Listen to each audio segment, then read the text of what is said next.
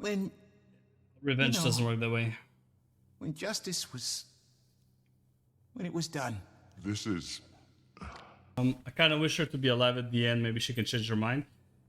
The only reason I like keeping some villains with like an ideology alive, the only reason is to prove them wrong.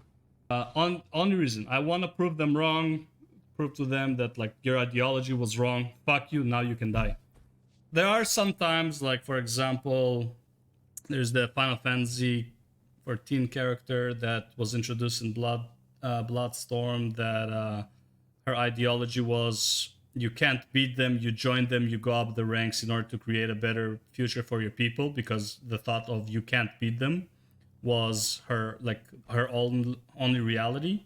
And then she eventually like became good when she was proven wrong. I was okay with that, though honestly I would much rather prove them wrong than have them die. I don't know if, like, for example, like the way Mai Trin died, I would say that was fine. It was like for all the bad she has done, I would say a dog's death was acceptable, kind of, you know. Basically, I mean, she died a hero, sure. But let's not fool ourselves. None of this would have happened if it wasn't for her to begin with, right? We wouldn't have to deal with ether blades if it wasn't for her, right? It's like all of this shit would not have happened if it wasn't for her. Yeah, okay, she corrected her mistake and then she died, sure. But that, like, the amount of damage you have done cannot be solved with your death, right? I can bring out like a lot more excruciating points to make this point make this point stronger, but I don't think we need to go there, right? But it's like I don't think death solves the problem that you caused. I don't think there's any justice in it. Justice would be to revert time and not cause it in the first place. That would be justice. But you will never get it, right? So all you can do is just live with it, accept it, move on, So I don't think there's any...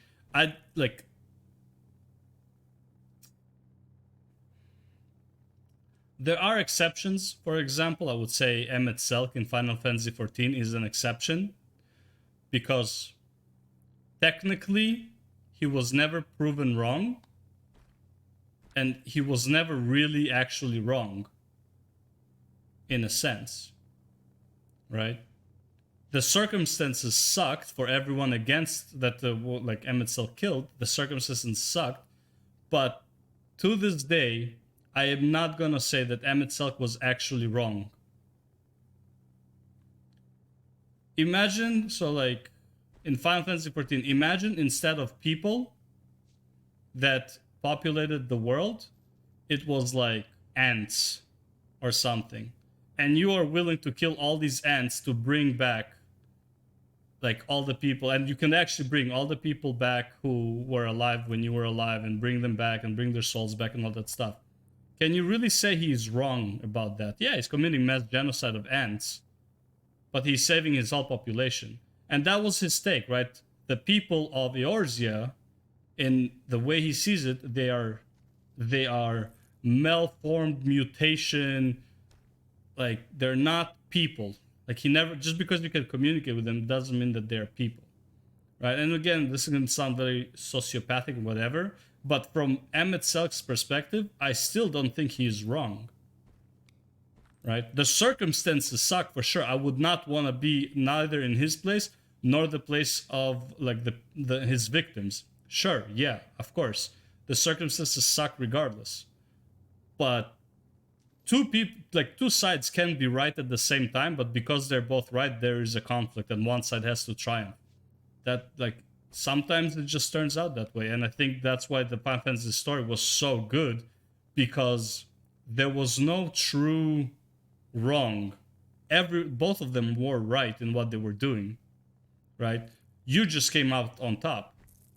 Because, okay, let's think about it this way. Pretend Emet Selch or like the Scions, sorry, the Asians won the day, you know? They killed all the Orzians, they united the worlds, they brought back their family and friends.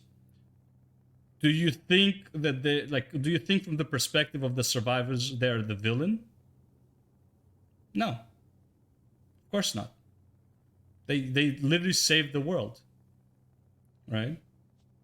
So that's what I'm saying. Like, technically, he was not wrong. The circumstances sucked, but he was not wrong.